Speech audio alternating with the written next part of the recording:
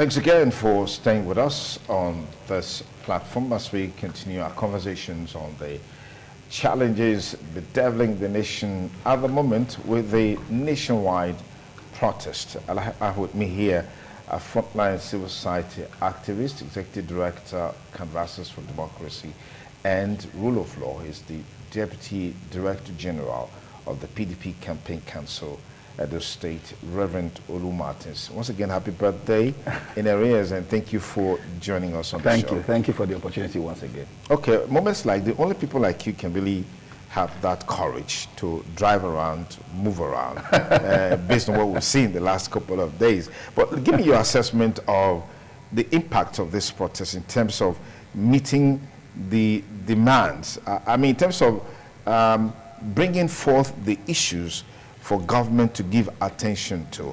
Have these issues been well articulated and canvassed by the protesters? Thank you very much. Again, I must thank the media because we owe our collective freedoms as a people to the media. Otherwise, people will get away with lies and misinformation or disinformation. People, first of all, need to understand what is a protest. If it was an organized labor now, you will say it's a trade dispute. It's a dispute. What the by the very word protest, it means that people are unhappy about policies and programs of government. And a protest can be macro. It can be micro. Even in your house, there can be protestation. I remember that once my grandmother came to stay with me, or came to stay with us when I was living with my father, and we thought that my grandfather or my grandmother was giving our mother too much of crisis. Okay. That's what we thought. And so at some there was some feud between my mom and my father's mom. And I came back from church that day, or from work that day, and then as 4 boys together, we protested against our father. I said, look, Oga, you have your mother. We have our mother. Your mother is not our mother. So if you protect your mother, we also have the right to protect our mother. See what happened. And we protested. And the man sat down and told himself that you guys, it is the truth that you're saying. Okay. My own mother has lived the better part of her life. At that time, she was, well over 80, maybe mid-80s. So you have the right to protect your mother. So at that level, there was protestation. Even in your house, sometimes you just, see your wife dragging her feet, and then when they start singing those kind of songs, this word is not my own. She's sending you a message. A protestation. So what do? You sit her down and hear her cry. So a protestation is that the collective aspirations of a people under an administration, whether it is local government, whether it is state government, whether it is federal government, they're not the reasons for which they voted you. Do not forget that the essence of government is to protect life and property and then the welfare of the people. Okay. So people have a right to protest. And the reason I need to, say that is that I don't see why people should differ on why people protest. Because I've seen people try to politicize it, all right? I do not see any market that is designated for a political party. I don't see any market that is designated for the military. If you go to what they call the Amami market, I don't think food is, is cheaper there. So we're all, we're all challenged sufficiently, even when you have the plethora of demands that you get constantly, either from the village or from those that even walk around, will tell you that, all, is not well, with this country. So it comes a time where we forget about being partisan and then we become human beings. Yeah. We join ranks as a people. And I want the president to succeed because he's the president of the Federal Republic of Nigeria. If he succeeds, it means a whole lot of things will succeed. Okay, let me just pause it there. I'd like to quickly link up with Chief Sonny Onosoke, who's joining us from Warri in Delta State.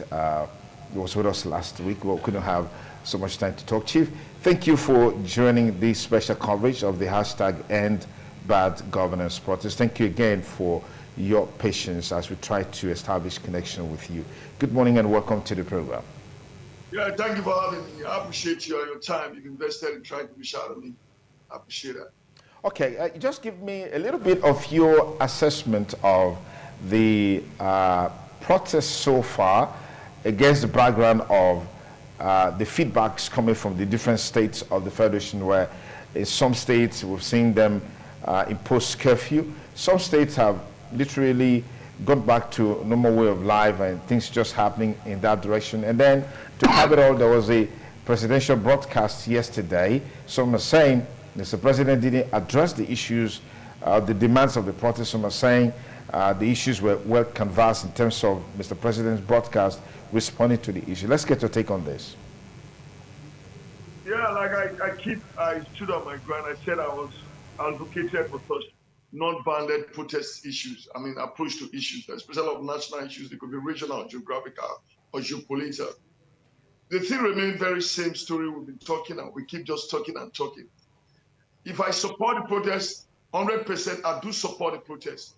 I supported the protest for the fact that things are not really good for the common downtrodden man in the street, in the community, in the village, even in the urban area, in the metropolitan. So what we are trying to say here is, I supported the strike, but I don't think it is necessary for a strike to go such longevity to make your voice be to make your objective be heard. So far, so good. I want to tell you that the president wouldn't have come out to make this broadcast indeed if there was no protest. And I want to tell you a lot of senators, they jet out of the country, a lot of governors are not even in the country now, a lot of us members, some ministers are not even in the country now because they have the phobia that it's going to be so like the roto standard of Kenya or Malaysia or what is going on in London. No, it wasn't like that. You see, I love the peaceful approach to what happened all throughout the protest. But I, for one, would send the message, we would have given the governor, and we would have given the federal government another point of time. It's okay, we're going to be back on track. But let me just objectively say something here without a fear of favor. We shouldn't say that we always protested the federal government. We shouldn't say the federal government is not solely responsible for all the things that are happening in this country. We still have state governors. You can as well protest your state governor and tell her these things you are doing are not good. So it's not compulsory that it must be federal government. I'm speaking as the PDP chief chain. Let's devote of that slang, that slogan we say federal government is bad, federal government is bad. Like the federal government, they tried to exonerate themselves not quite too long ago when during the speech by the Federal Minister of Information. He said we've given $750 billion to the governors. So why don't you go to the cushion effect of the prices of inflation? But nobody's saying that. But that is a very objective statement made by the federal government. I'm not saying I'm giving them praises. But so far, so good. What they've done, I think nothing is so bad here, but I'm not appealing. If they have a group that they want to go exhaust their 10 days, but I think the message has been passed. For we should raise the all, waiting for the response of the government. Like the president said, we are ready for engagement. So let's try with the engagement now. This is where you call in the media to come in. Sensitize the awareness, sensitize. Try to bring in your interest in this engagement. You people in the media keep reminding the president, you said engagement, said, how are we going to do the engagement? Things like that, I think, making some point, a reasonable point too. Okay. Chief, thank you very much for the views you just canvassed. So we'll come back to you in a moment. Ronaldo Martins, we're here now, and the question is, the protest, has it really drawn enough attention to the core issues based on the broadcast by Mr. President? I think firstly that we must applaud Nigerians, like Chief said, that they were able to defy all odds. Do not forget that there were court orders in Lagos and in Abuja. And I don't think that those court orders held water. I've always opined as civil society practitioners that disobedience to an unjust law is service to God. That's what we always say. I remember in South Africa, Mahatma Gandhi led South Africans at that time when they were under oppression. And then the South African government barred them from fetching salt from the, from the Dead Sea at that time. It was Mahatma Gandhi that came out the first time to say, even when there's a law, he led it. And led, if they began barely with 300 people, but by the time they got to the Dead Sea, it took them 21 days. Defied all odds, and they got to and he fetched the first bucket of salt water, first handle of salt water, and he sold for 600 rupees at that time. Because you can't confine people, especially if the people who are confining people had also had a history, of protestation. We saw in this country, now Mr. President, Asiwaju Bola Ahmed Tinubu in the forefront protesting, and they were in such, confinement. So I'm excited that in spite of all of the, underarm tactics, some ex-militants, some, traditional rulers were used to say, look, people should not go out. But you can't stop it. People who are, determined in their agenda to express themselves. And, hunger is a very dangerous tool because, like they said, a hungry man is an angry man. Once you are hungry, you don't reason, properly. So I am happy that Nigerians have gone out to say that, you know what, the power in the people is much more than the people who are in power. Now, there are some people who are determined to say, we'll exhaust our 10 days. The reason is because when they declared what is called, taton, because it begins from, first of all, consultation. This notice of protest has been there for a long time, all right? Then you move to, you move to consolidation. And then they kept rehearsing it before you get to confrontation. Now, when they say confrontation, you are telling the government that we have come to the level of barricade. This protest was a barricade.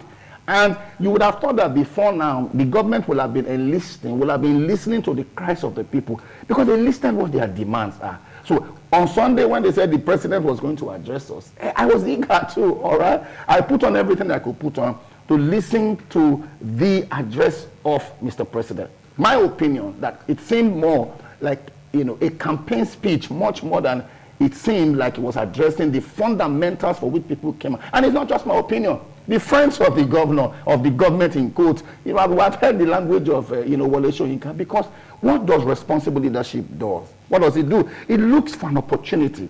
It was Shakespeare that said there are times and tides in the affairs of men, which when taken lead ultimately to prosperity. We're happy they didn't get to what happened in Kenya, but there's nobody who is old enough to make all the mistakes. That's why it's called copyright. You look at what has happened in other countries. I think Eduardo in Turkey did it. When he saw the Jasmine Revolution, he quickly began to make adjustments before the fire came to his place. So you would have thought that the presidency, everybody around that gamut of operation, including the Senate president, that in my opinion made a speech, a statement that added more fire to the fire. You would have thought that they would have looked at the demands of the people. What were the demands of the people? Look, they're saying, look, man, end bad governance. And when I listened to the speech of the president, I thought it should begin at home.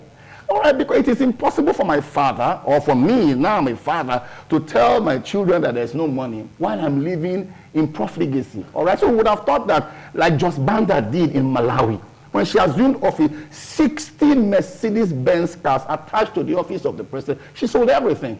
The only private jet that the country has, she sold it. Because she wanted to demonstrate that charity must first of all begin at home. The same thing too, the bulldozer, John Magufuli of Tanzania, what did he do? He ordered that no minister should travel by air anymore. No matter where you are going to, travel by road. And even for him too, he began to travel by public flight. He wanted to demonstrate that if you are telling the people that there's hunger in the land, it must reflect.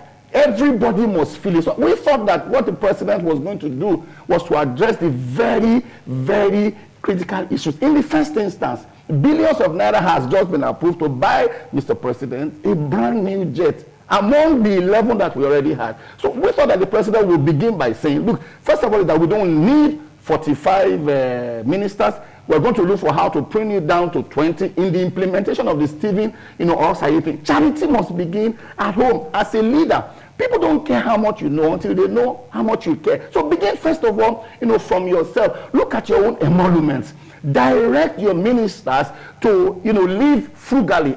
We still have till tomorrow. How much did they say they're going to use to renovate the vice president's building? I think we're talking about maybe, was it 21 billion or so? And so when all of those figures are there, and then we have in the budget saying that you're going to use about 21 to 31 million naira to buy cutlery. You see that we must buy it every year. So when they give you rice, you will swallow both the rice and the spoon. And because these are the things that people see. That for them to say, listen, man, you can't be asking us to tighten our belts when you're not tight. That's what leadership is. You must demonstrate, first of all, consciously to the people that you lead. In fact, when you demonstrate it, they are called symbolisms. When people see those symbolisms, why does the Catholic Church appear to be conservative?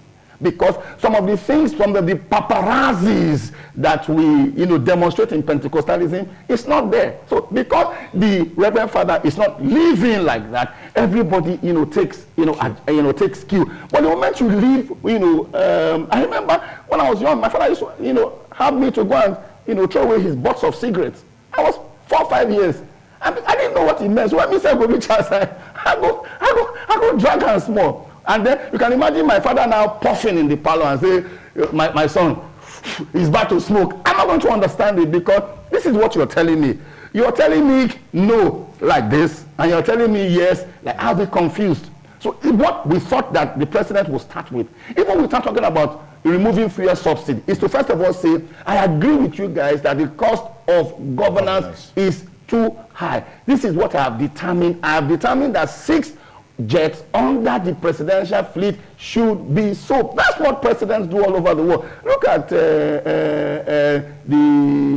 William Ruto. I mean, by the time the thing got too high, what did he do?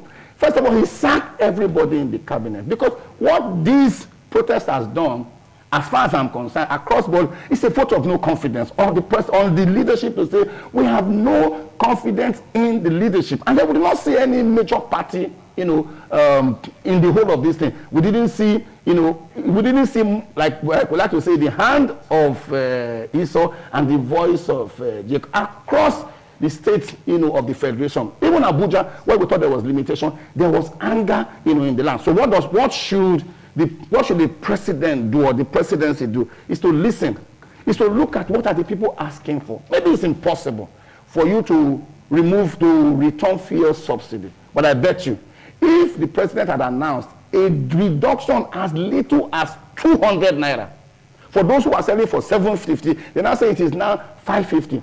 After all, the subsidy that you say doesn't exist, you are wasting it in profligacy, and it also, exists. So that's what, people do. And then you look at tariff on electricity, because across board, we don't seem to be choking, as a nation. You look at tariff and then say, okay, this is what we'll do, this is what we'll do, and then you mop up. Because how is a government able to do the things that it's able to do? Because it mops up. It reduces, excesses. For instance, I made a statement, for instance, when Yar'Adua was here, it was called, he strictly adhered to the rule of law. For a long time now, we have seen the Supreme Court ask that Nnamdi Kanu should be released. Nnamdi Kanu is not released. And we say it is democracy and the rule of law. So if the president, for instance, has said, you know what, this country run on autopilot as far as the rule of law was concerned, it is the seriousness of the president that will determine whether people will leave the streets or not. When I drive away from here, I'm not too sure how it is. Maybe I'm going to, because on this road, I'm not sure, we walk. I probably will carry one of the trees in this compound and put, so that they will see clearly, say, oh, what? I am with you guys. So if people are dissatisfied, because protests are organic, all right? And putting it to an end is also, it must have an organic, response. There's no leadership. Okay. There's no leadership to this protest. All right. People are just, people just came out on their own to say, you see, that's a major challenge. Yeah, it's a challenge, because when you don't have leadership, it portends great danger. It means that you're talking about change from bottom up, and change from bottom up has never helped any nation. That's why we thought that the president will be more deliberate, will be more intentional, will be more empathic, will be more sympathetic to the cause of the Nigerian people. Okay, even those, like I said, those who are the friends of the president, don't think that the speech of the president addressed the fundamentals. Okay, let me pause it there. Let's quickly get back to Chief Sunny Onosoke, who is also joining this conversation from Warri in Delta State. Chief, give me your take on the content of the nationwide broadcast by Mr. President, and the fact that the protesters are insisting on continuing today, and that means perhaps we may have a bigger challenge in our hands. Then, of course, we've seen more of the violence in another part of the country compared to the southern part of the country. Are we not looking at two different agendas in the two parts of the country, as it were?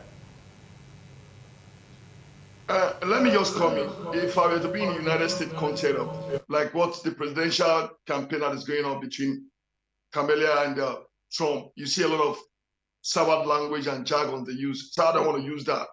It would have been in the United States, I would have said the presidential speech was watery. It was intentionally out of context with what is in reality, what we are discussing, and what is the pace of the masses. I was quite disappointed when the president was using a statement and saying, you were addressing the grievances of the Nigerians. Let me put it to you, the major grievances of Nigeria today, I want to reestablish my point nationally. When I had a press conference, immediately, 30 minutes after his broadcast, I had a nationwide national press conference with the crew in my office in Warri. And I was able to say, and allow the point to say, you did not talk about the abandoned refineries. We've got 4. We just need 3 to be on lights. You didn't even discuss the insecurity in our farmland that is propelling the hunger in the land. That the president and his core people could not even look at what Nigerians are saying that we can't eat. We cannot see food to eat. We cannot go to the major things here we should look at it. The major thing in this corner is Biden also is the natural insecurity. And the price of fuel has corrected every other thing with additional value. It has a chain bad value system. When the fuel is high, everything is being pushed by energy. And then when the energy is high price, nothing is coming out. He didn't even tell us anything about it. He's telling about CNG. How many CNG vehicles are in the country today? So what we're trying to say, what the president said yesterday with due respect, was out of context with the demand of the protesters. Because I repeat to tell you something that if you bring the price of petroleum down, goods to be cheap. So what we are saying, even if it's a taboo, we're going to break that jinx. If it is a cost that our refineries cannot come upstream, we're going to break that jinx. But I was expecting the president to say, Melly Yari, the group managing director of NNPC, please, I'm giving you 180 days. Fix one of the refineries. In another 180 days, fix one of, if you cannot fix it before, if I cannot see that you appreciated the Port Harcourt refinery, you said it's almost completed, by this month's end, you will be fired. Then you will see Nigeria will stop the coup.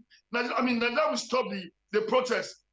Then you give the chief of defense staff an ultimatum and the National Security Committee, Naval, Air Force, Police. You give an ultimatum that in the next 21 days, if there's anything like Boko Haram, and insecurity in the land, I will remove all services ship. It's a simple thing. That's how to broadcast to Nigerians, and then people's mind will be relaxed. Don't tell me to tell us what you've given to governors, what you've been doing to eliminate the source. And the problem, the knitting it of the problem is this skyrocket, is the price increase of the petroleum product. My brother, I want to tell you one thing. This cartel that is responsible that the refineries should not work, that is what Nigerians want to listen from the president. We want to break that cartel that believe and more interested in importing refined products. That's just the change we're getting in this place right now. So the president should come and I think I'm going to solicit the president on his behalf. Come out and tell Nigerians, we don't need to sit down and engage in such discussion. We need to come and tell, because I remember by November last year, December, the same Yeri of NNPC came out to tell Nigerians that the flame of the NNPC, Kaduna refinery, Port Harcourt refinery, the flame top. By January 20th, we'll be producing. My brother, what's all this point for? Does it think they're talking to blind people? Does it think we don't know what we are doing? So the basic line of what we needed from the president's speech was absolutely insecurity. After insecurity, then you talk about the fixing of the refineries. Because I know it's not a taboo, but it's a change. Very much, Chief Sonny Onosoke. The feeling is that these issues were not properly addressed, or they were not even addressed at all by Mr. President. But is that enough justification for those who are clamoring to continue with the protest? Haven't the issues been canvassed? All is left for Mr. President to look at these issues holistically and perhaps, get to it in terms of addressing them. Thank you very much. I totally agree with Chief. I don't know if his chieftaincy allows him to take a second wife. We'll have just sent one from Benin to him. Yeah, because you couldn't have said it any better. Like I said, it was Shakespeare that said, there are times and tides in the affairs of men, which when taken lead ultimately to prosperity. Some years ago, my younger sister came back from the UK, and she began to behave like she's the only person who had ever been, to the UK. I was just, insulting everybody and, picking on everybody. All right, so one of the days she picked on me, and then I set a trap for her. So I came back from church that, I entered, my father was upstairs. Like, you know what? Nothing was really, happening, because he wanted me to deal with her because she felt that, my father felt that she was going too far. It is instructional for Mr. President to know that the people who voted him into office, all right, as President of the Federal Republic of Nigeria, the people who didn't vote for him are much more than the people who voted, for him. That being the case, the voice of dissent in terms of acceptance of his governance is a different ball game, entirely. And like I said, if, for instance, that the president had addressed the jamming issues, the things that brought people out. I remember David went to war. He didn't even go to war. He was asked to go and see what his elder brothers were doing. When he got there, he heard the rantings of Goliath. And the guy was challenged and sufficiently challenged. His elder brother told him and said, Oga, I know you very, very, very guy. You are a forward guy. And you know what he said? He said, look, is there not a cause? Isn't there a reason? Goliath is ranting. If you guys had killed Goliath, I will not be as forward as you think that I am. So why are people on the street, if people are forward to say, we're going to go on, to continue to protest, it's because there's a cause. The fundamental issues that brought them out, it's like NLC. NLC isn't just going to call off their strike because the president discussed with them or a minister discussed with them. NLC will call off their strike because their demands have been met. At least there's a timeline to it. This is what we will do. We'll meet your demand at this level. We'll meet your demand at this level. So we thought that the president should have at least met the people halfway. But the speech of the president didn't address the fundamental reasons. Let me just come back to you in a moment. Just to let, we also have joining this conversation, Prince Kazim Afegwa, who is the Director of Media of the APC Campaign Council in Edo State, and as a matter of fact, a chieftain of the APC will be joining this conversation via telephone. Kazim, thank you for joining us on the program. Yeah, good morning. Good morning. Thanks for having me. Okay, so we will bring you up to speed with the conversation in just a moment. You stay on the line. Okay, you were making a point about So there's a reason why people, came, to protest. And it's the Nigerian people who came to protest. It is not the opposition party that came to protest. Okay. Even if it's not, I don't even like to give it a political connotation. It's not APC that came out to protest. It is the Nigerian people under the Nigerian flag to say, you know what, we're dissatisfied with how this nation is going. I want to use the opportunity of the protest to express our grievances as far as we are concerned as a nation. And it is important, that we put it that way. Because what Dudu could have said, the death of every Nigerian affects me because I am a Nigerian, I am involved. Okay. I didn't participate in the protest. I didn't come out at all. I didn't want somebody to brand it and say, oh, they are being sponsored by the People's Democratic Party. I've spent all my life in the street. It was difficult staying back. But I had to stay back because I wanted people to see that this is movement of the people. Okay. This is a challenge that the people are lending, their voice to. So if after 3 days there is a speech of Mr. President that doesn't satisfy, that doesn't placate, that doesn't, answer the several questions, or that doesn't provide the basic solution, like Chief, Osweka said, it is possible that you still have people who say, you know what, we are adamant. Except this president listens to us, we're going to stay. I mean, I heard this long lady, Mama P, to say there'll be day 2, there'll be day 3, and there'll perhaps be day forever. And I agree, with her, because in this particular instance, hunger.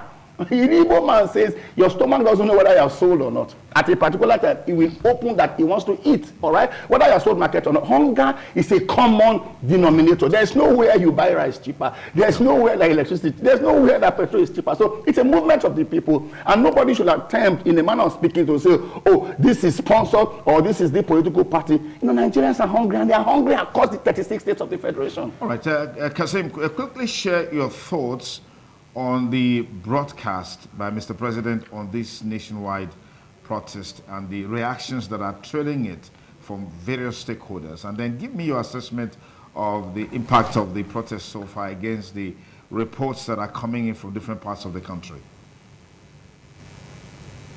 Well, let me quickly react to the man who just spoke. I don't know his name, but I listened to the last part of this conversation. Okay. That the protest has different shades of opinion. So when people say political parties, particularly the PDP and those who lost elections are the masterminds, they may not be far from me, because Nigerians didn't ask for Russian flag to be waved in Kano State. I don't think Nigerians asked for Russian flag to be waved. That's number one. I also don't think that Nigerians, if I want to go by its own analysis, that Nigerians want vandalization of precious infrastructure that will naturally help the country to grow. An example is the Kano Digital Technology Hub that was being pulled down and all of that. And the burning of vehicles of innocent citizens and all of that, I don't think Nigerians were in support of that. You can protest, but please let your protest have a human face. Let us know who are protesting. Let us even see the reasons why you are protesting. There are quite a number of demands out there. People say there are 10-point demand, there are 15-point demand, there are 5-point demand, all manners of demand. Government all over the world is not run on public opinion. I say this with all the sense of responsibility because it is not a popularity contest at any case. But you have your programs and policies enunciated or spelled out in your article of covenant, which you want to uphold where you are given opportunity to live. In this case, you call it the manifesto. Home and abroad, you have a manifesto. Whether you have it on your heart, you have it as a written document and all of that. The issues that are being canvassed, predominantly the issue of subsidy removal and what have you. If the candidate, when he was contesting for election, told Nigerians he was going to remove subsidy, if the Labour candidate said he was going to remove subsidy, if the PDP candidate was going to remove subsidy, immediately, I do not see anything that was so wrong with the removal of subsidy from day one of the President Tinubu-led administration. But you can build in sentiments into all of this. But what we are saying is that there is too much attention at the federal level, the state level, which are the component parts of the federation, to also be taken to task. I find it very ridiculous when I see some governors say, we will take your message to Abuja. What is the meaning of that? Whereas in their domain, the bad governance has been the article of trade. That is one. Okay, talking about the presidential address, the president gave a summary of what they've been able to do, the short term, the medium term, and the long term, and what they are intending to do. A lot of those information, I personally didn't have them until I listened to the president and I began to interrogate the processes and what they have achieved. I think what we need to do more is to deepen conversation around governance and ensure that the component state, that is the state governor, will be taken to task. I don't want a protest that is just looking at the ombudsman, that is the federal government, whereas so much is going on badly and wrongly at the state level without corresponding attention being put to them. The president talked about increased allocation to states. Nobody is interrogating that. Then he talked about autonomy of local governments, which will also deeply govern at the local level. We are not seeing people interrogating that. The protesters interrogating that. We are talking about palliatives that are beginning. The president mentioned 570 billion naira palliative that is distributed to states to cushion the impact of these economic challenges that we have. Nobody's talking about that. So we are just breaking down the truth of the federal government as if the state governments are not part and parcel of the Nigerian Federation and that they are not involved. You can imagine just last month, just 2 weeks ago, before this protest, the federal government shared 1.3 trillion. It's the highest in the history of this country. That the states were getting as much as 12 billion, 30 billion, depending on your own status. Now, if we are not interrogating what is happening across the states, if state governors are parrying the issue and saying it at the federal government, then we are going to have problems. Because there are policies and programs that when you want to implement, you must have the buy-in of state governors. You must also have their participation by way of execution. But in this case, we are just looking at the federal government. Attention should be shifted to the local government, should be shifted to the federal government or to the state government, so that we can interpret what they are doing. The president at 15 minutes speech will not be enough to capture all the things they want to see. But for God's sake, anybody who is asking for the return of subsidy back to the country when every other factor has not taken off in a way that will produce positive economic growth, then that person is not trying to help Nigeria. Okay. We can begin to paper the issues. We can begin to pretend that all is well, just like they did in the last administration, all is well and all that. But when it is time for all of this to improve, we will see the handwriting on the wall that it is not sustainable. We need to begin to ask questions at the appropriate quarters. If we have autonomy at the local government level, is the federal government now spending money directly to the local government? Do they have the independence of manner to execute projects and programs at the local level, closer to the people, so that we can feel the impact of government? The federal government is bringing politics to some states. To all the states, 20 trucks. The one that came to our state here, you saw what became of it. That's why we are asking now that even the fertilizer they want to give out, don't give to state government that are not helping the federal government to pursue its own national agenda. So it is convenient for people to criticize, no doubt about that. But for God's sake, allow the president some time. 1 year into his administration is not enough for you to begin to write article of condemnation. I think he doesn't know what he's doing. The president is taking very drastic measures, very bold decisions. Those decisions are courageous decisions that have not been taken before now. The student loan issue has come up. The 570 billion that is given to state, even in terms of security, the sharing money to state in terms of to support their security formation. But what do they do with this money? Okay. They misappropriate them. They don't apply them rightly. All right, So Kasim, I will pause you there. Let me quickly get to Chief Sonny Onosoke. Let me get to Chief Sonny Onosoke. I'll come back to you in a moment. Yeah, I can hear you. Yes, Chief Onosoke, thank you so much again for staying with us on this conversation. I can hear you. Yes, I said I will pause you here and I'll come back to you in a moment. Just hold the line, please. Let me come to Chief Onosoke, who is joining us from Warri in Delta State. Chief, the core of this conversation, the protest, as it were, is the fuel subsidy removal. From what Mr. President has said, there is no going back on the fuel subsidy removal, which means the removal of fuel subsidy has come to stay. You also mentioned earlier that apart from engaging the federal government in terms of what is doing, policy initiative and all of that, we also need to start interrogating even state government on what they are doing with the resources that are coming to them. But how do we get Nigerians to feel more of the impact of governance with the overhang of fuel subsidy removal? I'd like you to establish your comments along those lines, because you said something in that direction about the refineries that are not working. And of course, there's a Dangote refinery there that is begging for crude, which Mr. President has already ordered should be serviced. Whether that is going to be executed or not is a different kettle of fish altogether. But let me get your perspectives along those lines. See, I've never advocated. I was among the first Nigerian who has been preaching almost 10 years ago for removal of subsidy, because we looking at the subsidy, we don't know what they are subsidizing. My point is very simple. I don't want subsidy to be removed. I mean, remove subsidy. I don't want them to go back to what happened in the subsidy, like Prince said. What I'm saying is very simple. If you remove subsidy, you have to bring the returns, the whole money that you're making, because it's almost triple of what you're no longer subsidizing. You don't tell Nigeria that we are putting into palliative. Why at the age of 60-something plus, we're talking about palliative? What we are saying is very simple. My brother, let me tell you something.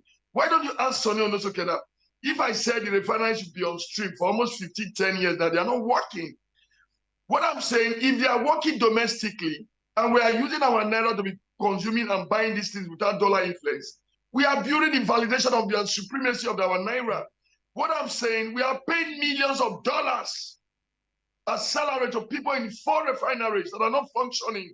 They are not working and we are paying them. So what I'm saying is, now we are having surplus money. We are not giving much money to the state government. Like Kasim said, like I started my program with, I don't want this protest to continue in this format. Now, we should give respect to who respect is due of. It's the crown prince of the nation, which is the president, commander-in-chief of the armed forces, Tinubu. What we are saying here is we should extend this engagement to the governors and the presidency. And I don't want to be listening to the president telling it we give palliatives to state. Why are we running a government of palliatives? Is there anything wrong? So what I'm trying to say here is that I don't say go back to the subsidy era.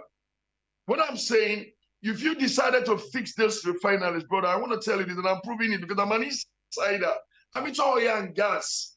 So I know what is the gameplay.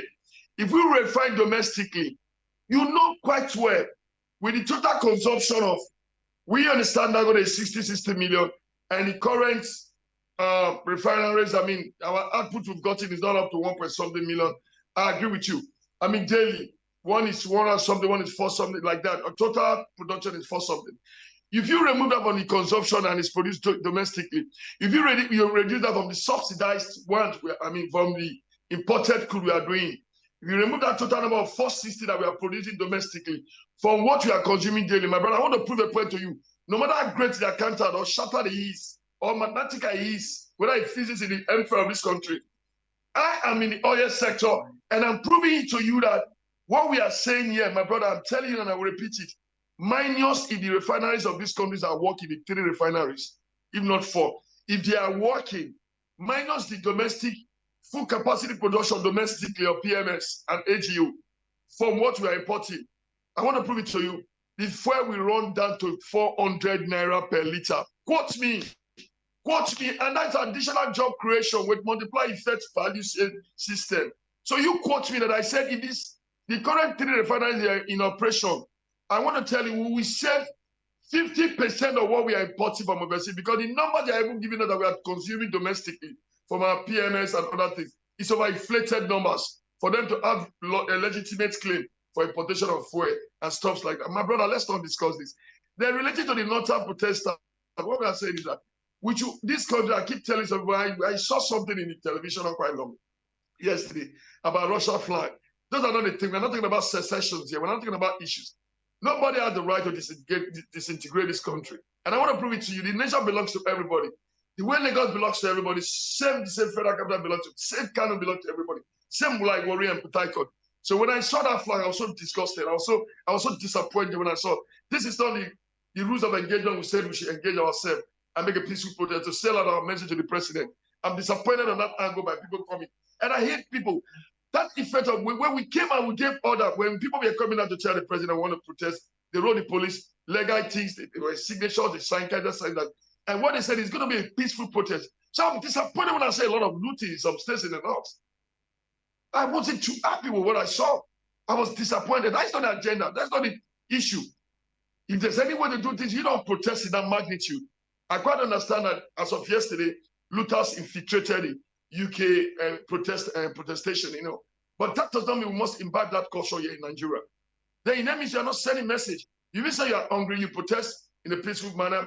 And the president has been able to come and tell us that we'll give $507 billion at the Naira to governors. We are not saying go and fight the governors. You call your governors in your various states. I didn't know what your eye will be, I had this thing will be, something like that. It's just my point. You know, I'm not saying subsidy should come back. But I'm saying that if these 3 refineries are working, yes, there's going to be a difference in terms of point price. That's my point. All right, Chief, thank you. Thank you very much. You just stay online. We'll come back to you in a moment. Reverend Lou Martins. Now, the issues on the table now are a bit different, particularly from some of the reports coming from the northern part of the country, where we're seeing some protesters flying Russian flags, outrightly calling of Vladimir Putin. I don't know what they're calling him to come and do. Doesn't it give you the impression that there seems to be a differentiation in the agenda or the agendas of this protest in the north and in the south, as it were?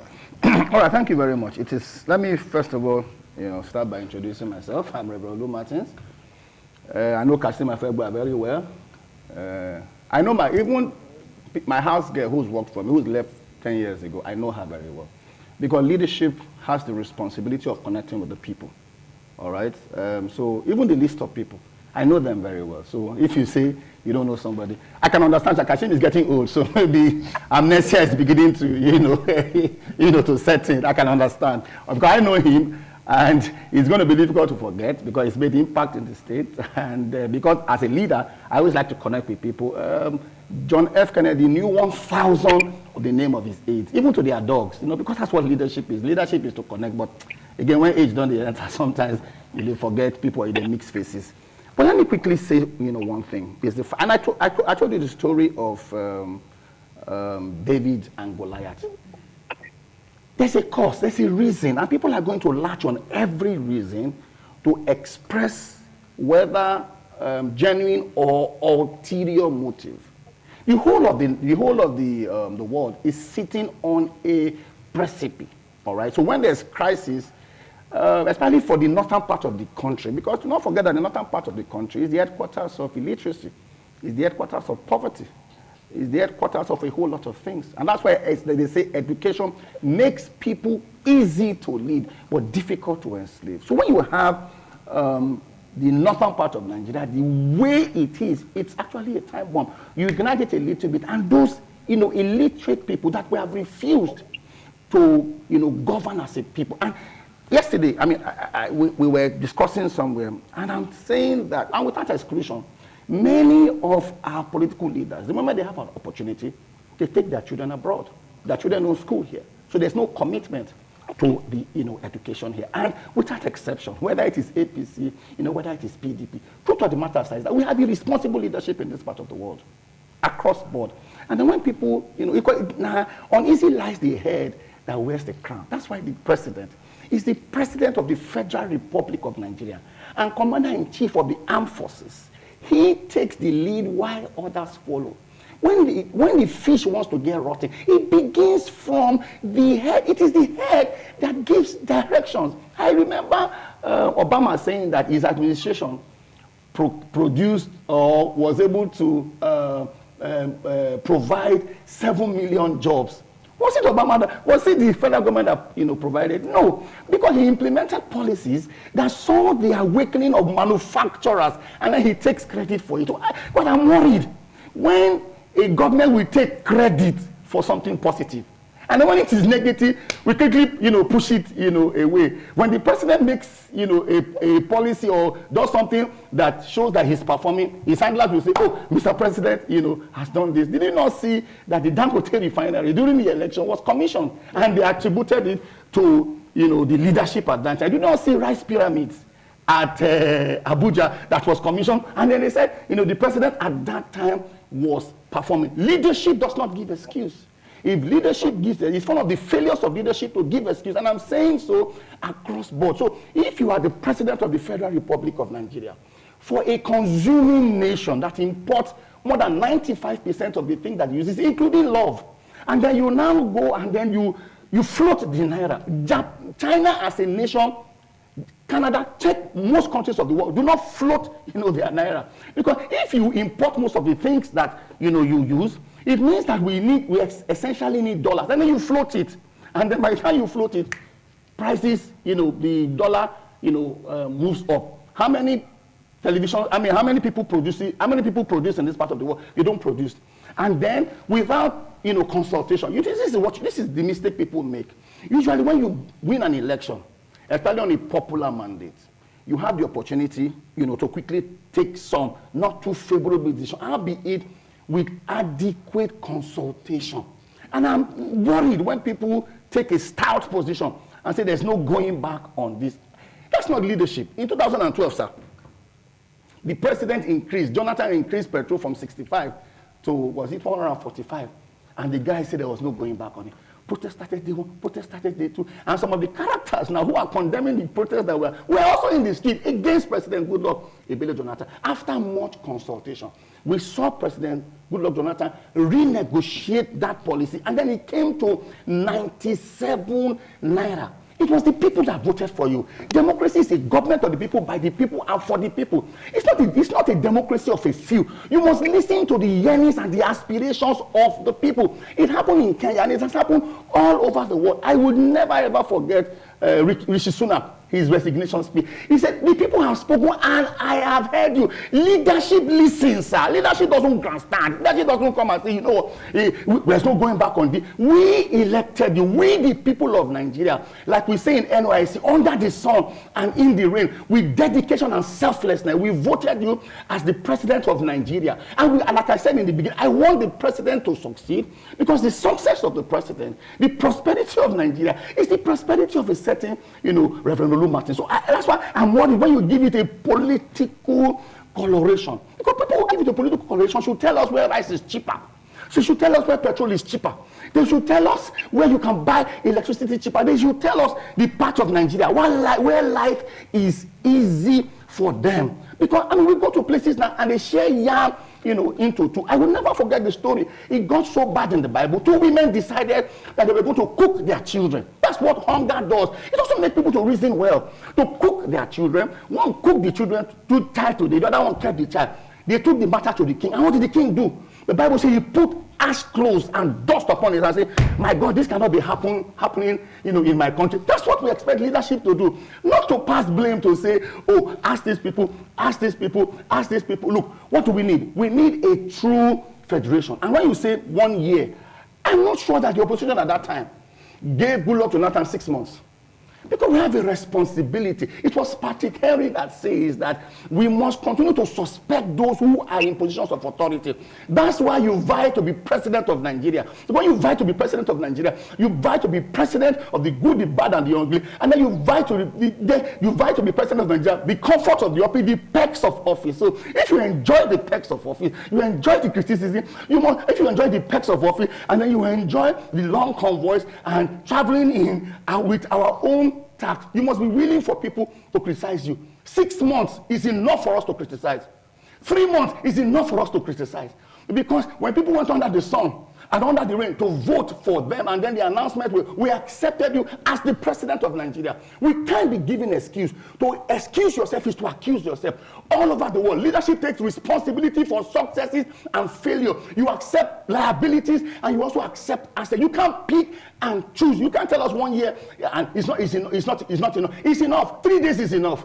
Because uneasy lies the head that wears the crown, and the face that bears the frown. And that's what leadership is. Leadership takes responsibility. I don't know how long the GM, the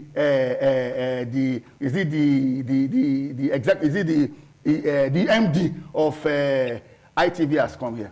But I know that as soon as he came, he realized that it's an exalted office. So what did he do? He accepted both asset and liability. You don't give excuse. You fix it. Don't give us excuse. We gave you our mandate as a nation. All right? You are the president of Nigeria. Don't give excuse. Fathers don't give excuse. Fathers borrow money. Fathers do whatever they can to ensure that their children who are hungry are fed. The children will not listen to excuse. My children are at home. They don't care what is happening in Nigeria. They want to be fed. So people need to be told that people are hungry, across board. And when people are hungry, they don't reason well. This is not about whether people are being feared on. If there was hunger, if there was no hunger, if there was no suffering, there will be no basis for people to come on the street. So what people want to hear is that the president should perform magic. They say the president was not elected to perform magic. Leadership, you are elected to perform magic. You are elected to do anything to ensure that your people are not hungry. Because until you conquer hunger, you can't conquer any other thing. Thank you very much, Reverend Lou Martins. Prince Kasim Afegwa is still with us online to make more contributions to this conversation. Prince, thank you again and again for your patience. I'd like to get your perspectives on the key issue of the fuel subsidy removal, for which Mr. President has said no going back. And you have also said that there is really no way Mr. President can turn back the hand of time in terms of dealing with that policy. But that single policy or singular policy by Mr. President actually turned around things for this country in terms of the challenges that we are facing right now. But you are aware that the refineries are not working. Dangote refinery has not been able to get enough products to run and also feed the local refinery. And Chief Onosoke, who is an oil and gas expert, has also told us, some few minutes ago that if we can get the refineries locally working, we'll save foreign exchange. And then the price of petrol, for example, will come to as low as maybe 300 naira or 400 naira per liter. What's your take on Mr. President's response to this issue so far? Yes. I listen to the man who just finished speaking. It has Reverend Lou Martins. Reverend Lou Martins just finished talking, yeah. Okay. Yes. Oh, it's Reverend Lou Martins. Yes. Okay, no, I want to call him Lou Martins, not yes. Reverend. Not yes. Reverend. Reverend Lou Martins. That's his name. Thank you. Well, let me tell you that government is not magic. We all went to school. We studied leadership credentials of people and processes of governance. We are not speaking from skyscraper. We are speaking based on existential credentials that make up leadership in terms of delivery of deliverables. Anybody who tells you that leadership is magic, it's either the person is just playing politics or he doesn't understand what he's talking. I'm shocked that Olu Martins is even talking about it. I think I would prefer that he derogates the governors in Edo State with respect to what we have seen in the last 80 years. And so that is on the one side. On the second side, you see, the subsidy remover. The president of the country has more than 100 information, better than those of us who are just citizens. And it is the responsibility of the president, having access to those information, to process them and take informed decision based on what exists on his table. He has security agencies and different intelligence gathering platforms. So he has better knowledge. When you are talking about subsidy, and the president said no going back, it is because he has seen the rot and the scam in that transaction. And when we keep talking Nigeria, who are the people who are doing subsidy scam? Are they not Nigerians? Are they not the same civil servants that are in petroleum equalization fund who will generate invoices where there's no import? What are we talking about? So in order for you to get the right reason in terms of our governance structure, you need to step on toes. You need to go through a particular difficult phase that will help to mitigate future recurrence of economic predictors and buccaneers and saboteurs before you can make a headway. We're talking about the refinery, which you just asked now. The refinery has been put under maintenance and repairs for quite some time. They gave us certain deadlines. Do you know why some of these deadlines are not being met? Because there are internal saboteurs, those who don't want the refinery to work. If you take inspiration from even a private business owner, Dangote, concerning his own around 50,000 refining capacity, and the kind of challenge that he said he has been going through, you will know that that's even a private business. Not to talk about a government business, which oftentimes is nonchalant approach to it. So it is very convenient, very easy for people to make assumptions. So to do this, for God's sake, governance in this country will need more than just attitudinal reorientation. We need more than character orientation. We need more than patriotic orientation. We will need to put our hands on deck, even as citizens, and be honest and patriotic enough to be able to help government to implement policies and programs, even in our own way of life.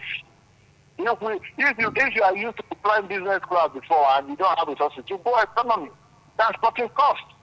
If you are used to driving an SUV and you cannot buy fuel, you go to the lower ones. Now, government says they are coming up with the CNG to buffer, our transportation costs.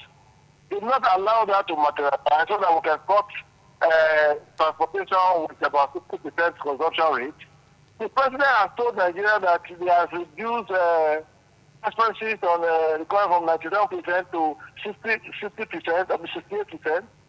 There's a gradual, decline in unnecessary wastages. He has also said he has paid $5 billion foreign exchange, outstanding foreign exchange commitments. The one that have been verified is able to pay them. We should be asking questions further in a holistic and patriotic manner, not just rambling and we just think that governance is all about manna from heaven. No. But as much as I know, there has been a protest, fine, orchestrated in some cases, some are genuine. All over the world there are challenges. The China he mentioned, China devalued their currency is about 24,000 yuan to $1, but they are a productive economy. They produce to sell. So the more you produce, you sell. Our own mainstay is oil. We used to produce 2.2, 2.3, 2.4 million barrels per day. But now they take them down to 1.1, at some point even 900,000. Now the president has told us that he's taking it to 1.61 million barrels per day. That is an achievement. That is a growth. We need to also push the president further to take that our production to at least 2 million barrels per day, make Navy to protect our territorial water so that the idea of bunkering and oil theft will be reduced or minimized and all of that. Who are the people doing bunkering? Who are the people doing OSS? Are they not Nigerians? They are economic saboteurs and predators. So when people talk, we are a government, all of us are involved. Let us also talk to ourselves, interrogate ourselves in terms of our own character of conduct. So that we can be helping government to implement programs and policies that will help the majority of Nigerians. Not doing selective amnesia, because the party is not involved or party is involved and all of that. Okay, Kazi, let me just interrupt you a little bit. Let me interrupt you a little bit and just add another layer to this conversation. Now, you said a while ago that many of these things that are not being done properly, they are being done by Nigeria. We talked about bunkering and all of those things. And then you also talked about the fact that the government is doing a lot of things to assuage the plight of Nigerians. These things you're saying, do they justify the profligacy that we're seeing in this government in terms of spendings on things that perhaps shouldn't be prioritized? We'll talk about the presidential jet. We'll talk about the presidential yacht. We'll talk about the renovation of the vice president's house. We talked about the purchase of vehicles for National Assembly members to the tune of 17 billion naira. Does that justify the fact that Nigerians should be made to tighten their belts while those in position of authority, they are not doing the same? I don't know what you make of this. No, I think Sonny, I think you are also not getting the temperament of government right. You see, you talk about presidential jets. I travel on that from that airport all the time. I have not seen a new jet. I know that they said they are putting up 4 or 5 jets for sale, and in the process get one that is viable and good. Nobody wants his president to die through plane crash. We want a good plane for our president. If it becomes the position of government or of the legislature that our president should not be flying a private jet or he should go with commercial jet, fine, that can be put into law. That's not the problem. But the point is, you made mention of that. You also talk about the vice presidential residence. The vice presidential, it is not his personal property. These are national monuments. These are national, what do you call them? Should that be a priority to a government that is caring for the people? Should that be a priority? It is not. It was never a priority. It was the fact that that project has been on. They needed to be completed. Because leaving it to rot will also be an economic disincentive, whether you like it or not. So once they have taken other government, about 3 or 4 government, Jonathan government started it and all of that, and the Buhari government inherited, they didn't finish. So this president just had to finish. It's like the same thing with the railway. The railway that was into the metro line in Abuja, they tried to, it was not completed under the previous government. This government has completed it and is running free of charge from the city center down to the airport and covering all of those villages along the airport road. So it is not, you don't allow national monument to rot because you say you are talking about prioritizing and not prioritizing. Whether you like it or not, when you inherit liability, you find ways and means to turn them into profit, find ways and means to ensure that you are able to do something differently to get results. You see, the economy that the present president inherited is not a cherry one, even though it was anchored under an APC-led government, that's no doubt. But again, those who ran the show are also Nigerians. So why are a government fighting strongly to combat internal saboteurs and those who are ready to sabotage your efforts? You also have to bear in mind that you require time to deal with a lot of things. If you want to start a house or even want to renovate the house, you just rented the house, you want to renovate it, you can't renovate it in 3 days. And when I take that in line with what your guest there said, that 3 days is enough. No, please. You can't even paint it in 3 days. You can't even paint it in 1 week. It depends on the kind of house you are talking about. At times you may see leakages that you don't even expect before because the house is looking so beautiful. But when you get into it, rain falls and it's not leaking. What do? You have to take time to fix it. So all I'm advocating, Sonny Bill, is that there has to be citizen responsibility. There has to be citizen responsibility in participation, in terms of participation in governance, You can criticize constructively, but don't see it from the perspective that because the president has taken a decision that there's no going back on subsidy, because of that he's not listening to protesters. The information the president has is different from the information we ordinary Nigerians have. That is one. Secondly, the life of a nation and the administration of a nation, it is expected that leaders will do better than the ordinary citizens. That's why countries assemble to choose a leader that they feel will represent their collective and aggregate aspirations with respect to growth and opportunities. Now, if certain things are, if the leader has taken certain decisions, you give him the benefit of the doubt that there must be a reason why he's taking this decision. Is it not Roosevelt that said that it is only the leader that knows where he's taking his people and not where the people are taking the leader? Government is not a popularity contest. It is not done on a mob action. It is not done on public opinion. Nobody is there to gauge public opinion. If you allow Nigerians, 200 million people, at least 200 million people own an opinion. But as a leader, you have to process and aggregate based on the information at your disposal, which are collated by intelligence agencies, security apparatus, and what have you. So it is convenient for you to ramble from as a citizen and just because give the leader the benefit of the doubt. Carry out your own civic responsibility and obligations. If you interrogate our personal and collective indulgences, you will see that a lot of people are just shouting. When you interrogate their personal, they are not even cutting costs. They are part of the way things we are talking about the public. They try to massage the ego of those who they think are their friends in power so that they can continue to enjoy patronage.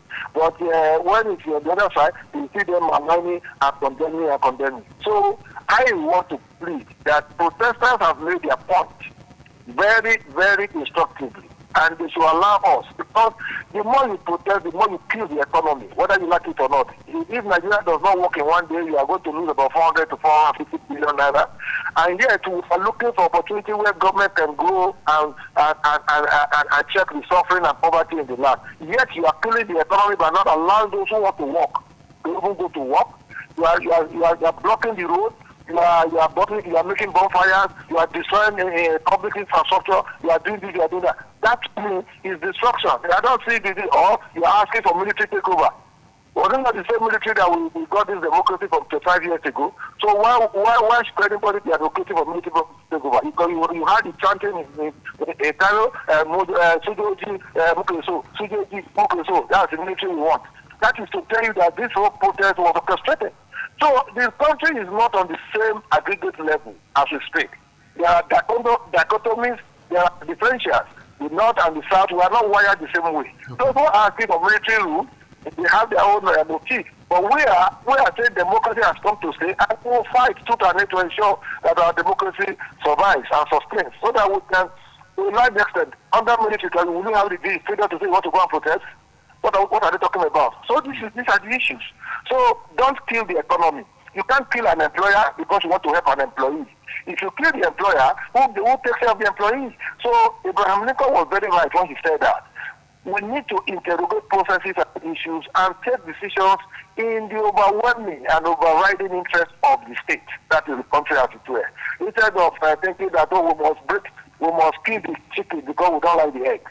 All right. So that's my point. All right. Thank you very much, Prince Kazim Afegba. I'll be back with you in the next few seconds to cap it up on this first segment of our conversation on the hashtag End Bad Governance. But just to also keep in tabs with Chief Sonny Onosoke, who is in Warri. Of course, Ronaldo Martin is here. Chief, give us your final words on what would be the best approach to dealing with the current hunger in the land and the harsh economic realities based on some of the things that we are seeing. But it looks like we've lost connection with Sonny. Hope we'll be able to re-establish connection with him. But maybe I should just let you into that, Reverend Low Martins, on the final lap of this conversation.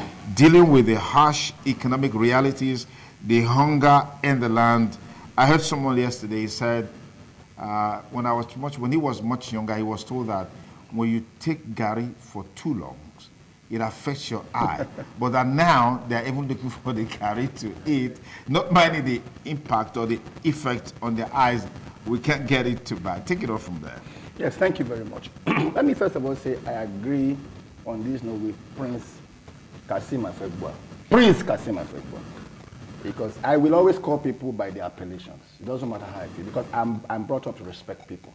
All right, so if you say you're a Reverend Doctor, I will call you Reverend Doctor. That's my upbringing, that's my training. So I agree with Prince Kasim Afegbua when he said that it's not about the regime. There's no time that we can throw away the baby and the bathwater. I was also worried when I saw the flags of Russia in a sovereign state. And I can't join those who are asking for a military takeover. Because perhaps we will not be here. Once a military takes over, two major quote-unquote arms of government suffer. The legislative arm and then the media. All right? If the military takes over now, how will I call you and also you for the chat card? Because they'll probably be no ITV, in a manner of speaking. Yeah, so I agree, with the prince, in that regard. But communication is important. How do you de-escalate? You de-escalate by the way you communicate with the people. All right? Because there's a difference between I'm sorry and there's a difference, sorry. So even when there's crisis in the road, and then you hit somebody's car, how do you come down to say, hey, I'm so sorry. I take responsibility for it. But if I sort of experience, person says, don't worry. Why? You didn't solve the problem immediately, but your communication doused tension. Communication is critical. So at such a time as this, even when the hunger is there, husband and wife can hold their hands together in hunger and sleep. Because the wife is seeing the effort of the husband. And then the husband is showing transparency to say, look at what came in, and look at the things that we can do. For instance, Chief had given a challenge. What happened to the Port Harcourt refinery? There's a Kaduna refinery. And we have been hearing before now, they will soon start working. Because I think that Dangote has shown us that it's not rocket science. He put together the largest refinery in Africa in about a year. And in more than 1 year of this government's existence, it has not been able to revamp, one. That's why I'm saying that communication is important. And I've also said it too, that, like the questions you ask, the people want to hear the optics. If they know that we are all suffering together, they will say, okay, we are all suffering together. We have references. I've also quoted what happened in Tanzania when John Magufuli came in. Look at the instructions John Magufuli gave. Leadership is leadership everywhere. Joyce Banda demonstrated consciously that this country cannot afford the kind of profligacy that he puts in the face of the people. I just don't think it's because the people are hungry. It's just the fact that they don't think that there is a difference in between those who are in government and those who are on this other side. Unfortunately, like I said before, to be president, it's not, you ask for the job, sir. It's not like monarchy. It's not a monarchical system of government where you take over from your father. You ask for the job. You campaign around the 36 states of the federation. You had already been collating data as to how to move this nation forward. And I listened to the vice president where he said in 6 months, the videos are making the rounds now, in 6 months, the life of Nigerians will change. I wish I was president because the office gets enjoyment too. There are perks in the office. So you can't say that it is not easy and you are enjoying the perks of office. If you enjoy the perks of office, you must also enjoy the criticism of office. So I think that what people were waiting for is the communication, the empathic communication from Mr. President. I don't think that they were expecting that Mr. President would say X, Y, Z. They just thought that they will hear something that communicates to the people. They will hear something that provides, immediate succor. Because that is what people, want to hear. Like they say in leadership, nobody cares how much you know until they know how much you care. That care factor just was absent. And it's not in my opinion. Femi Falana thinks the same way. Wole Soyinka, who has been a little bit withdrawn in terms of criticizing this government, also thought that this government, as far as that speech was concerned, the president missed the opportunity to communicate with his people. And then when you say the president knows more, because we can on the one hand, say the people, it is Nigerian people who are in a particular way. Americans are the worst citizens all over the world. Over here, if person break girl heart, she will move on now.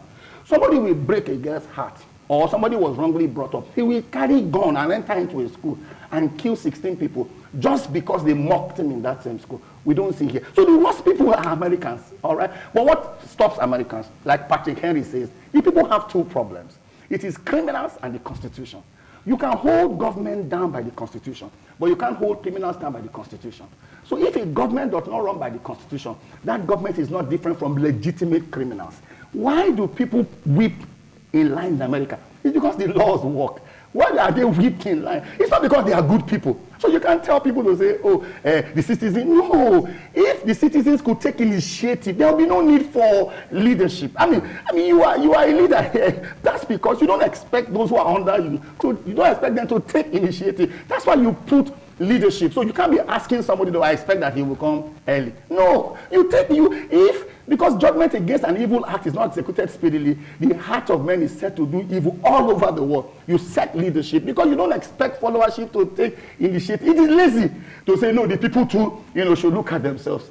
Like I said, all over the world, it is the law that serves as a deterrent. Because when there's no law, there is no sin. That's the responsibility of leadership. We gave our sovereignty to you. We gave our wishes and aspirations to you. We gave it to so that you can guide us. You can improve our law. So it is escapism to say we expect the people. No, we don't expect the people. It's called democracy and the rule of law. And there is the president, there is the police, there is the EFCC. All of those institutions are there to ensure that people do what they need to do. That's what leadership is. It's not about us. It's about those who. That's why we came together and elected you leader, so you can take responsibility for our welfare, for our security too. Is there any need for this protest to continue, by your assessment? So to be honest with you, it's only the president that can do that, because there's a reason why people came out.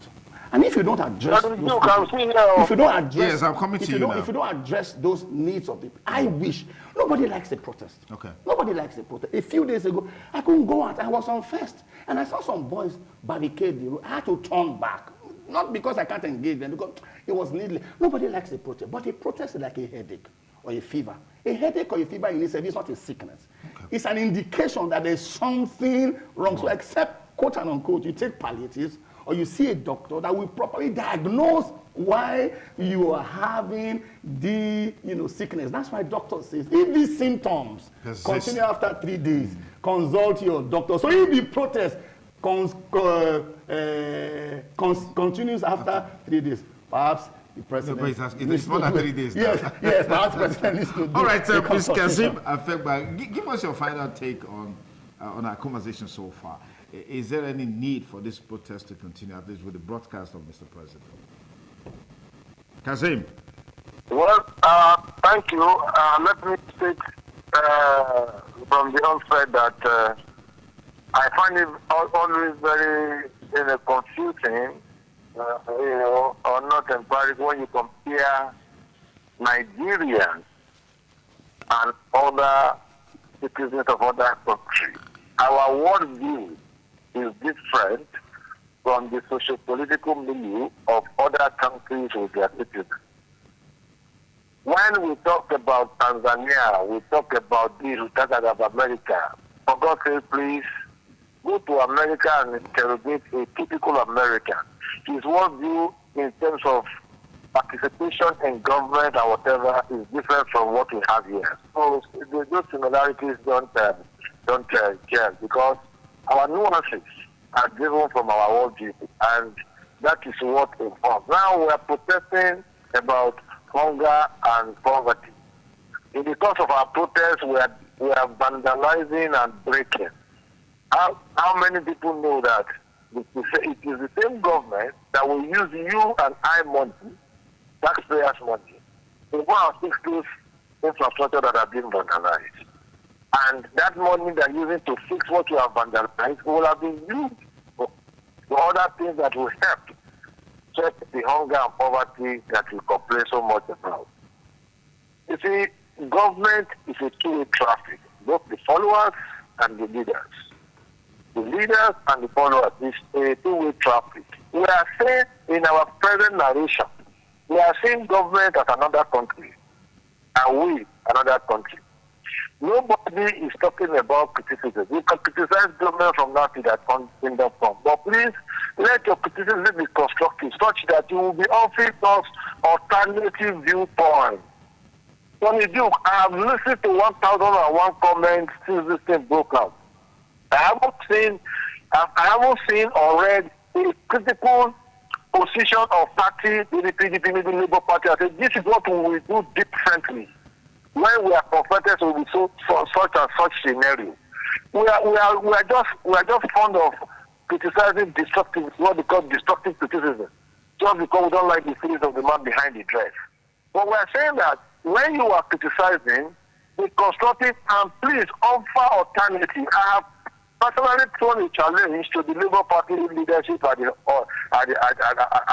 national that they should even set up what they call a shadow cabinet. Have your shadow cabinet in economics, in finance, in this, in that. Then when issues come up, you present them as if we are in this situation, this is what we will offer. It is very convenient for you to criticize, to run down government, to criticize. But please give me your alternative. What are you going to do differently? If you are faced with this scenario, this is what I will do differently. If I'm faced with this is what I'm doing differently, but you're not doing it.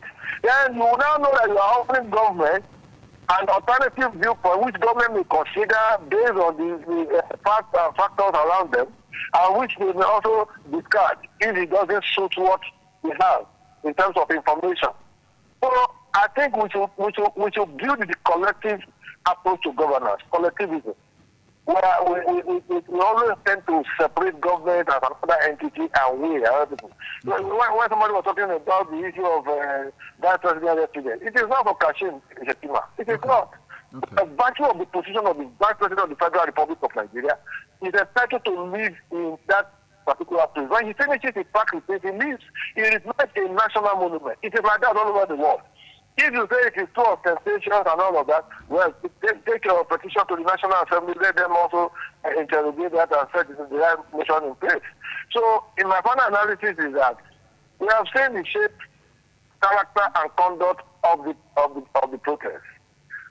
We have seen that it has not been peaceful as it was envisaged. So, if it is not peaceful, we have seen people die, 7 as of yesterday, if my reading is right. Those 7 would have been alive if there was no protest. Now, you cannot tell government to just pull back one price of petrol in just one fell swoop to 167 from where it is now, when you have not considered all other factors of production. So,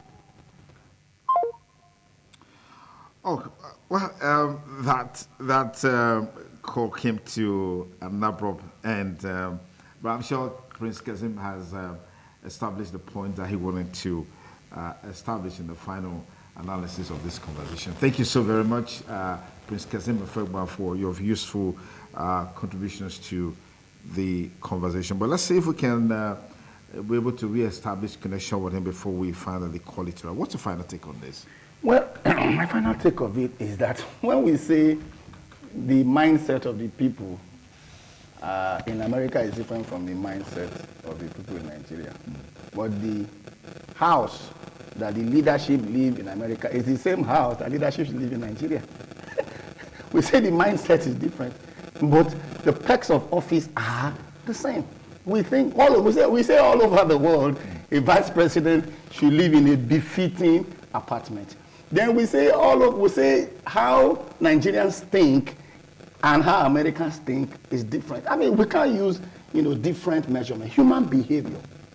All right. If you study human behavior all over the world, human beings don't behave differently. All right. If you look at behavioral science, if there's leadership, even in the animal kingdom, if there's leadership, followership will weaken now. So it's not about people behave. Is it not the same Nigerians that have a different mindset? Who go to America, who queue? Is it different? When they get to America, they queue. It's not the same mindset. Come on. All right.